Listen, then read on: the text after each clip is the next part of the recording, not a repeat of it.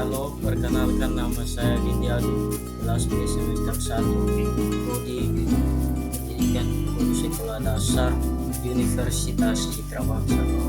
Di sini saya akan menjelaskan sistem peredaran darah, peran jantung, darah, dan pembuluh darah. Berapa denyut nadi? Untuk memeriksa denyut nadi, letakkan ujung jari telunjuk dan jari tengah di pergelangan tangan. Rasakan denyut nadi dan hitung detaknya selama 15 detik. Lalu, kalikan dengan 4 untuk mengetahui beberapa kali jantung berdetak dalam 1 menit. Dari mana denyut nadi berasal? Hari ini saya akan menyebutkan dan menjelaskan bagian-bagian utama sistem peredaran darah, menjelaskan peran jantung, darah, dan pembuluh darah. Sistem peredaran darah manusia fungsinya untuk mengangkut darah, oksigen, dan nutrisi ke seluruh tubuh. Ada 3 bagian utama, yaitu jantung, pembuluh darah, dan darah. Yang pertama, jantung berfungsi sebagai pompa untuk mengalirkan darah ke seluruh tubuh. Jantung juga memiliki 4 ruang, 2 serambi atau disebut ruang atas, dan 2 bilik atau disebut juga dengan ruang bawah. Ayo kita lihat bagaimana darah mengalir melalui jantung. Yang pertama, serambi kanan menyerap darah yang membawa karbon dioksida. Yang kedua, darah masuk ke bilik kanan dan dibawa menuju paru-paru, tempat oksigen menggantikan karbon dioksida. Yang ketiga, darah yang membawa oksigen dari paru-paru memasuki serambi kiri. Yang keempat, darah dipompa ke bilik kiri dan melalui perjalanannya ke seluruh tubuh. Baik, kita akan masuk ke poin utama yang kedua, yaitu darah. Darah ini sendiri adalah cairan khusus yang sebagian besar terdapat di dalam pembuluh darah.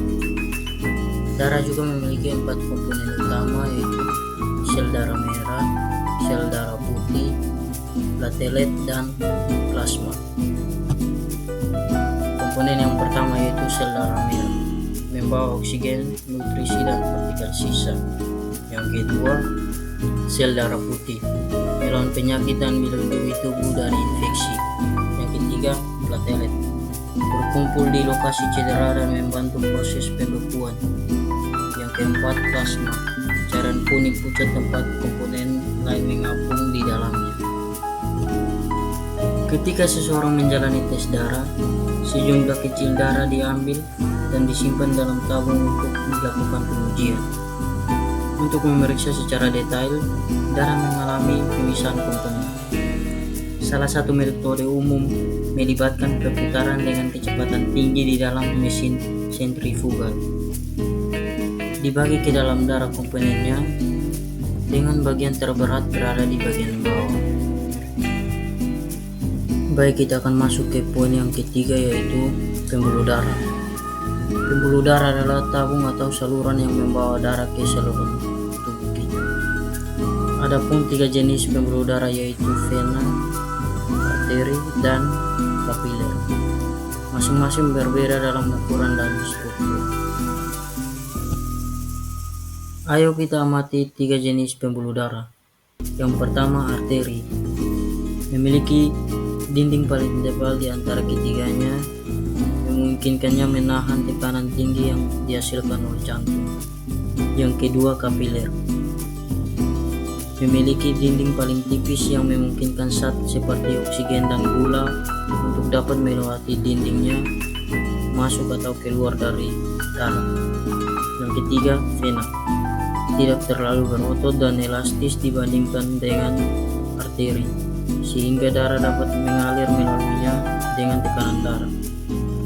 Memiliki katup khusus yang membantu darah mengalir satu arah. Masing-masing jenis pembuluh darah juga memiliki peran unik dalam sistem peredaran darah. Yang pertama, arteri, membawa darah dari jantung. Yang kedua, kapiler, membantu pertukaran zat di antara darah dan jaringan. Yang ketiga, vena, membawa darah kembali ke jantung. Penyakit sel sabit atau sickle cell disease atau disingkat juga sebagai SCD adalah kelainan darah yang diturunkan. Penderita SCD memiliki sel darah merah yang menjadi keras dan lengket, membentuk sel darah merah berbentuk huruf C, bukan berbentuk cakram seperti sel darah normal. Sekian dan terima kasih.